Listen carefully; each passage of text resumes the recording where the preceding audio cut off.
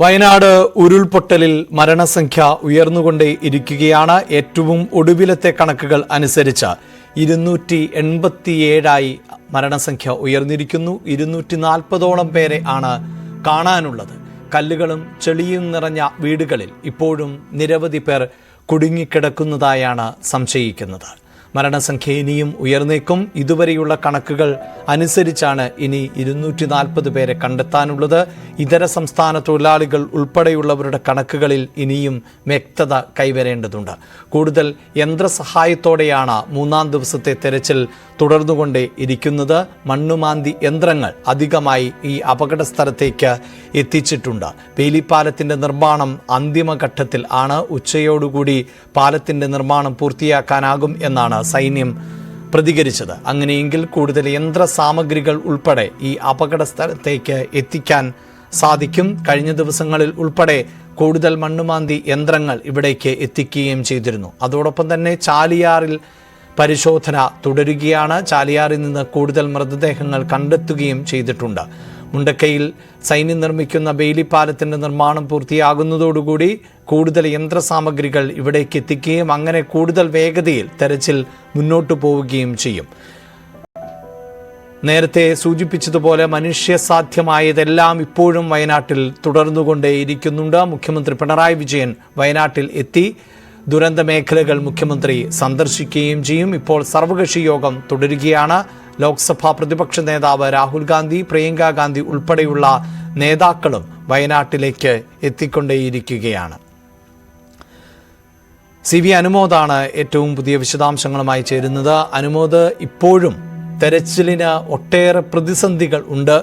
പ്രതികൂലമാകുന്ന കാലാവസ്ഥ, ഭൂപ്രകൃതിയിൽ വന്ന കാതലായ മാറ്റം, ചെളിയും മണ്ണും നിറഞ്ഞ സാഹചര്യം, അപ്പോഴും തെരച്ചിൽ എത്രത്തോളം ഊർജിതമായി മുന്നോട്ട് കൊണ്ടുപോകാമോ അത്രത്തോളം ഊർജിതമായി തന്നെ ഒറ്റക്കെട്ടായി ഒരു മെയ്യായി പ്രവർത്തിക്കുന്നു അവിടെയുള്ളവർ. എന്താണ് ഏറ്റവും പുതിയ വിവരങ്ങൾ?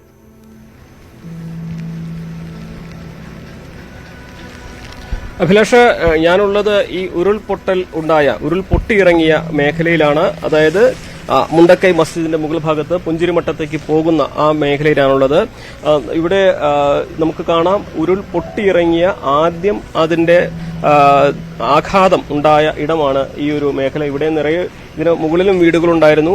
ആ വീടുകളൊന്നും തന്നെ ഇപ്പോൾ ഇല്ലാത്ത ഒരു സാഹചര്യമാണ്. ഇവിടെ നിന്ന് ഒഴുകി വന്ന ഒരു സ്കൂട്ടർ നമുക്ക് ഇവിടെ കാണാം. ഇവിടെ ഉണ്ടായിരുന്ന റോഡ് പൂർണ്ണമായിട്ടും ഇല്ലാതെയായി. ഇപ്പോൾ ആ ഒരു മേഖലയിലേക്ക് പോകാൻ വഴിയില്ലാത്തതിനാൽ ഇവിടുത്തെ വലിയ പാറക്കല്ലുകളും മണ്ണും നീക്കി ഭീമൻ എക്സ്കവേറ്ററുകൾ ഉപയോഗിച്ച് വഴി നിർമ്മിക്കുന്നതിന്റെ ദൃശ്യമാണ് നമ്മൾ കണ്ടുകൊണ്ടിരിക്കുന്നത്. 4 ഭീമൻ എക്സ്കവേറ്ററുകൾ ഇവിടെ എത്തി. അത് ഈ ഒരു മേഖലയിലെ കൂറ്റൻ പാറക്കല്ലുകൾ പൊട്ടിച്ചും നീക്കിയിട്ടും അതിന്റെ മുകളിൽ മണ്ണിട്ടും ആ ഒരു ദുരന്തബാധിത മേഖലയിലേക്ക് കൂടുതൽ പേർക്ക് എത്തുവാൻ, സഹായങ്ങൾ എത്തിക്കുവാനും അവിടെ തെരച്ചിൽ നടത്തുവാനും ഒക്കെ വേണ്ട സൗകര്യങ്ങൾ ഒരുക്കാനുള്ള ഉദ്യമമാണ് ഇവിടെ പുരോഗമിക്കുന്നത്. ഇതാണ് ഈ ഒരു എക്സ്കവേറ്ററുകളുടെയും ഈ യന്ത്രങ്ങളുടെയും പ്രാധാന്യം ഈ ദുരന്തഭൂമിയിൽ വളരെ വലുതാണ്. കാരണം നമുക്ക് നടക്കാൻ പോലും കഴിയാത്ത ഇടങ്ങളാണ് ഈ ഉരുൾപൊട്ടിയിറങ്ങിയ എല്ലാ പ്രദേശങ്ങളും എന്ന് തന്നെ വേണം പറയാൻ. അതായത് ഒരു വടി കുത്തിയിട്ട് അതിന്റെ ആഴം മനസ്സിലാക്കി വേണം ഒരാൾക്ക് അവിടേക്ക് ഇറങ്ങുവാൻ. അപ്പോൾ ആ മണ്ണിനടിയിൽ ആരെങ്കിലും ഉണ്ടോ എന്ന് പോലും നമുക്ക് അറിയാൻ കഴിയുകയില്ല. അവിടെ ഈ ഒരു മണ്ണുമാന്തി യന്ത്രങ്ങൾ കൊണ്ടുവന്ന് ആ മണ്ണും നീക്കിയിട്ടാൽ മാത്രമേ നമുക്കതിന്റെ അടിത്തട്ട് പരിശോധിക്കാനും മറ്റു കാര്യങ്ങൾ നടത്തുവാനൊക്കെ കഴിയുള്ളൂ. അതുകൊണ്ട് ഈ വേലി പാലം നിർമ്മിക്കുന്നതോടെ കൂടുതൽ ഭീമൻ എക്സ്കവേറ്ററുകൾ ഇവിടേക്ക് എത്തുമെന്നുള്ളതാണ് ഈ തെരച്ചിലിന്റെ കാര്യത്തിൽ ഏറ്റവും പ്രതീക്ഷ നൽകുന്ന ഒരു പ്രധാനപ്പെട്ട കാര്യം. ഇന്നലെ വൈകുന്നേരം മുതൽ JCBകളും എക്സ്കവേറ്ററുകളൊക്കെ ഇവിടേക്ക് എത്തി തുടങ്ങിയിട്ടുണ്ട്. അതിന്റെ വേഗത ഇന്ന് ഈ തെരച്ചിലിലും കാണാനുണ്ട്. ഇതാദ്യമായിട്ടാണ്, ഈ 2ാം ദിവസമാണ് ഈ ഒരു മേഖലയിലേക്ക് രക്ഷാപ്രവർത്തകർക്ക് എത്തിച്ചേരാൻ തന്നെ കഴിഞ്ഞിട്ടുള്ളത്. ഇന്നലെ ഇവിടേക്കൊന്നും വരാൻ കഴിയാത്തത്ര അവസ്ഥയായിരുന്നു. മാത്രമല്ല, വെള്ളം കുത്തിയൊലിച്ച് നമുക്ക് ഇവിടെ ഈ ഭാഗത്തേക്ക് നോക്കുമ്പോൾ കാണാം, ഈ ഉരുൾ പൊട്ടിയിറങ്ങിയ വഴിയാണിത്. ഇവിടെയൊക്കെ വീടും റോഡും ഒക്കെ ഉണ്ടായിരുന്ന ഭാഗത്താണ് വലിയ കൂറ്റൻ പാറക്കല്ലുകളൊക്കെ വന്നു കിടക്കുന്നത്.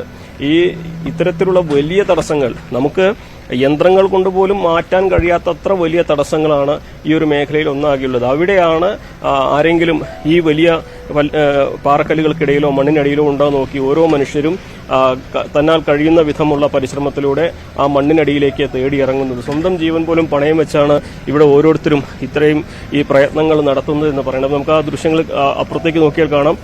NDRFന്റെ സംഘമാണ്. അവർ മലയുടെ മറുവശത്തേക്ക്, അതായത് ഉരുൾപൊട്ടലുണ്ടായ കരയുടെ മറുവശത്തേക്ക് തെരച്ചിലിന് വേണ്ടി പോകുന്നത്. ഈ ഭാഗത്തും ഞാൻ നിൽക്കുന്ന ഈ ദൃശ്യങ്ങൾ കാണുന്നതിന്റെ ഇടതുഭാഗത്ത് അല്ലെങ്കിൽ മറുവശത്തായിട്ടാണ് വീടുകൾ കൂടുതലായിട്ടുള്ളത്. അവിടെ JCB ഉപയോഗിച്ചുള്ള തെരച്ചിൽ അവിടെയും നടക്കുന്നുണ്ട്. ഇത്തരത്തിൽ ഇനി തെരയാൻ ബാക്കി ഇടങ്ങളില്ല എന്ന് ഉറപ്പുവരുത്തുകയാണ് ഈ സംവിധാനം. പക്ഷേ ഇതൊക്കെ സാധ്യമാകുന്നതിന്റെ പരമാവധിയാണെങ്കിലും ഇനിയും ഒട്ടേറെ കാര്യങ്ങൾ ചെയ്യേണ്ടതുണ്ട്. കാര്യം ഞാൻ ഈ നിൽക്കുന്ന ഇടത്തിന് ഏകദേശം ഒരു 2 കിലോമീറ്റർ മുകളിലാണ് ഇതിന്റെ പ്രഭവസ്ഥാനം. അപ്പോൾ അവിടെ നിന്ന് ഏറ്റവും ആദ്യമുണ്ടായ പൊട്ടലിന്റെ ഭാഗമായിട്ടുള്ള മണ്ണും പാറയും ഒക്കെയാണ് ഇവിടെ. താഴേക്ക് പോകുന്തോറും 2-3 ചെറിയ കൈവഴികൾ കൂടി ഇതിനോടൊപ്പം ചേർന്ന് 1-2 ഇടങ്ങളിൽ അത് വലിയ തോതിൽ ഈ മസ്ജിദിന്റെ ഭാഗത്തൊക്കെ കുന്നുണ്ടായിരുന്നു. ആ കുന്നിൽ തട്ടി ഈ പ്രളയജലം ജനവാസ മേഖലയിലേക്ക് തിരിയുകയും അവിടെ മുഴുവൻ തുടച്ചു നീക്കിക്കൊണ്ട് ഒഴുകി പോവുകയാണ് ചെയ്തത്. 38-40 കിലോമീറ്റർ അകലെയുള്ള നിലമ്പൂരിൽ നിന്നാണ് ഈ നദി ചാലിയാറിന്റെ ദൂരത്ത് കണക്കാക്കുമ്പോൾ ഈ മൃതദേഹങ്ങളൊക്കെ കിട്ടുന്നത്. അപ്പോൾ കാട്ടിലൂടെ ഈ നദിയിൽ ഒഴുകിപ്പോയ മൃതദേഹങ്ങൾ എത്രയുണ്ടെന്ന് ആർക്കും കണക്കാക്കാൻ കഴിയുന്നില്ല. നിലമ്പൂർ മേഖലയിലൊക്കെ ഇപ്പോഴും മുണ്ടേരി വനമേഖലയിലൊക്കെ വലിയ പരിശോധനകളും തെരച്ചിലുമൊക്കെയാണ് നടക്കുന്നത്. അതൊക്കെ മനുഷ്യന് കടന്നു ചെല്ലാൻ കഴിയാത്ത മേഖലകളാണ്. അവിടെയാണ് ഈ ഒരു തെരച്ചിലുകളുമായി എമർജൻസി റെസ്ക്യൂ ഫോഴ്സും അഗ്നിശമന സേനയും പോലീസും സന്നദ്ധ പ്രവർത്തകരൊക്കെ നടക്കുന്നത്. അപ്പോൾ കണക്കാക്കുന്നതിലും വലുത് അതെങ്കിൽ ഇതുവരെ വന്ന കണക്കുകളല്ല ഈ ഒരു ദുരന്തത്തിന്റെ വ്യാപ്തി നിശ്ചയിക്കുന്നത്. ഇനിയും നമുക്കറിയാത്ത ഒരുപാട് കണക്കുകൾ, നമുക്ക് ഈ കാണാതായ ആളുകളുടെ എണ്ണം ഇപ്പോൾ മറ്റുള്ളവർ പറഞ്ഞറിയുന്നത് മാത്രമാണ് നമുക്ക് ലഭ്യമായിട്ടുള്ളത്.